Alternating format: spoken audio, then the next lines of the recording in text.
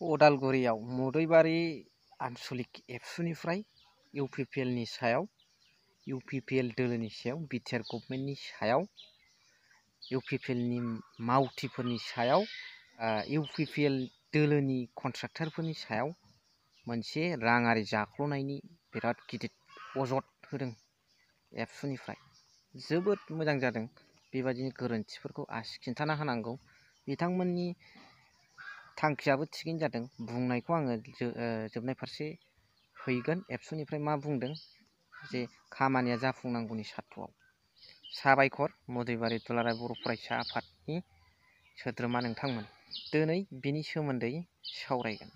लोगोसे आङो मोनसे खोथाखौ सोंहरनो नागिरदों, सोरबाफोर आंनि भिउवार्स बिथांमोना जरहाटनि दं नामा? कमेन्ट्सआव फोरमायहरबानो जाबाय। So' hello' everyone, once again welcome back to the channel. दिनैनि गोदान भिडिअ नोंथांमोन बयखौबो गोसो गोथारै बरायदों। लोगोसे आसा खालामो इसोरनि अननायाव नोंथांमोन बयबो मोजां दं। गिबियावनो फिलिप नार्जारि इउटुब चेनेल, बिथाङा अरुणाचलनि गोबां दैदेनगिरिफोरनि लेक्सार होनाय बायदिसिना बे मोनसे चेनेल दं बेहा, बिदिखौ होबाय थायो। बिथां ब्र'आ हिन्दी रावैहाय ब्लग होयो आरो बिथाङा आंखौ पार्सनेलि मोनसे मोजां मोनसे आइडिया हरदों। स' बिनि थाखायनो I would like to my heartiest thanks to mister Philip Narzary, owner of Philip Narzary blog personally. So' अब्ला दिनैनि भिडिअ'आव दुलाराय बर' फरायसा आफादा इउपिपिएल दोलोनि जाख्ल'नायनि सायाव मा अजद लाबोदों बेखौ नोंथांमोना खुद नायलांदो आरो जोबनायाव कमेन्ट्स हरदो। बाथ्राया बिराद सिरियास नङा होमबा? दुलाराय बर' फरायसा आफादानो जाख्ल'नायनि अजदखौ लाबोबाय। बिथांमोना जाख्ल'नाय गैया जाख्ल'नाय मुक्त सरखार होनबाय थादोंमोन। नाथाय इउपिपिएल दोलोनि जाख्ल'नायखौ दिनै दुलाराय बर' फरायसा आफादा फोरमान होबाय। नायलांदो अब्ला। जों भगतपारा दख'रा दुलाराय बर' फरायसा आफाद हिसाबै मैया गोनां मोनसे आयदानि सायाव जोङो सावरायदोंमोन जे भगतपारा हालामनि मोनसेल' गेलेग्रा फोथार बड' स्पर्ट्स प्लेग्राउन्ड, बेयाव बै समनि आसामनि चिफ मिनिस्टार सर्बानन्द सन'वाल बिथांनि मोनसे सिमांनि मोनसे प्रजेक्टमोन जे सारा आसाम नाङैनो 500 बेबायदि गामि ओनसोलाव गेलेग्रा फोथार जौगाहोनाय बा डेभेलपमेन्ट खालामनाय मोनसे थांखि बिथाङा लादोंमोन। थिग बेबायदिनो नैबे भगतपारा हालामावबो वान अफ दा प्लेफिल्ड हिसाबै जोङो मोननो हादोंमोन 20 लाख रांनि मोनसे स्किम। आरो भगतपारा हालामनि रायजो राजा आरो दुलाराय बर' फरायसा आफादा बै स्किम इमप्लिमेन्टेसननि थाखाय 2 हालामनिनो सुबुं आफादगिरि आरो गाहाय नेहाथारि मोनसे आफाद दानानै बिथांमोनखौ बिबान होनाय जादोंमोन।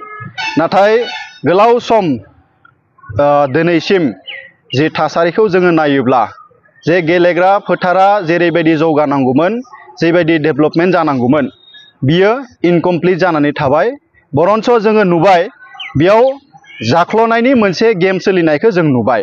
बिनि थाखाय दुलाराय बर' फरायसा आफाद हिसाबै जों दिनै रायजो राजानि सेराव बे मेसेजखौ होनो नागिरदों आरो जिखिनि बिफानारि अफिसार बिथांमोन दङ, बिथांमोना जाहाथे बिनि सायाव मोनसे इनकुवारि खालामो। जोङो खोनानो मोन्दों बिटिसि खुंथायाव थानाय राजखान्थि हान्जानि दायो बिथांमोना गोहोगोरा बिबानगिरि। बिनि थाखाय बिटिसिनि गाहाय मावफुं सोद्रोमा बिथांखौबो खावलायगोन जाहाथे बिनि सायाव मोनसे प्रपार इनकुवारि आरो तदन्तआ जानांगौ। मानोना जोङो डकुमेन्ट्सखौ जेला जोङो इनकुवारि खालामनानै जोङो नायो, जोंनि हालामाव थानाय आसाम ग्रामीण बिकास बेंक बेयाव 17 लाख रां अलरेडि उइथड्र जानायखौ जोङो नुनो मोन्दों। नाथायबा जिबायदि 17 लाखनि डेभेलपमेन्ट जानांगौमोन, जे फुल फ्लेजेड हौवा बा हिन्जावनि ड्रेसिं रुम, अफिसियेलफोरनि थाखाय ड्रेसिं रुम, सोरगिदिं बाउन्ड्रि वाल, जोंनि आर्ट फिलिं, प्रपार कार्पेटिं जिबायदि जानांगौमोन, दिनैसिमबो बेखौ जोङो जानायखौ जों नुनो मोनाखै। थ' बिनि थाखाय जों दुलाराय बर' फरायसा आफाद हिसाबै जोङो खावलायो जाय बिथांमोना बेफोरबायदि जाख्ल'नाय खामानि जोंनि हालामखौ बन्सित खालामनानै, गेलेगिरि बिथांमोनखौ बन्सित खालामनानै, जाबायदि षड़यन्त्र खालामनानै जाख्ल'नायखौ बिथांमोना इमप्लिमेन्ट खालामबाय बेयाव जिहेतु बिथांमोना इमप्लिमेन्ट खालामनांगौमोन प्लेग्राउन्ड जौगानाय नाथाय बिथांमोना जाख्ल'नाय एबा करापसनखौ गावनि उदैखौ सुफुंनो थाखायसो बेखिनि खालामनायखौ जोङो नुनो मोनदों थ' बेखिनिखौ जाहाथे जिखिनि बिफानफोर दङ आरो डिपार्टमेन्ट जिहेतु दङ हायार अथ'रिटि बिथांमोना जाहाथे एनकुवारि खालामनानै मोनसे बेब'स्थाखौ लायो आरो बिनि सायाव जुदि एक्सन लायाब्ला नोंथांमोननि नेक्स्ट पदक्षेपआ मा जागोन जोङो रायजो राजानि खावलायनाय हिसाबै जोङो मोनसे थांखि लादों जे डिस्ट्रिक्ट स्पर्ट्स अफिसार बिथांनो जोङो मेम'रेन्डाम हिसाबै जोंनि जि खुद्रिनाय बा जि डिमान्ड लेटार बेखौ जोङो गथायगोन फैबाय थानाय समाव बिथांमोना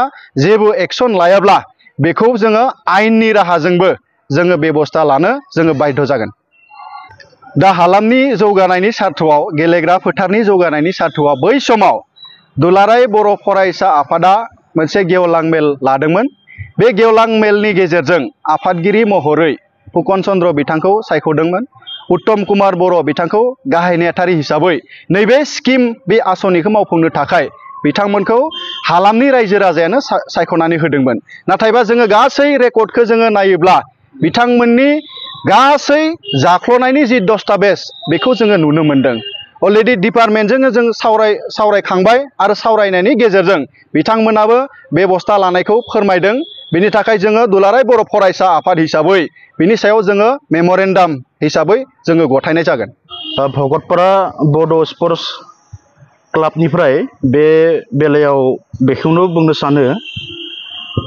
बे स्किमा सोलिनाया दिनै 5 बोसोर जाबाय गासै 20 लाख रां बे स्किमनि थ्रुयै भगतपारा बड' स्पर्ट्स क्लाबनि जि गेलेग्रा फोथार बेनि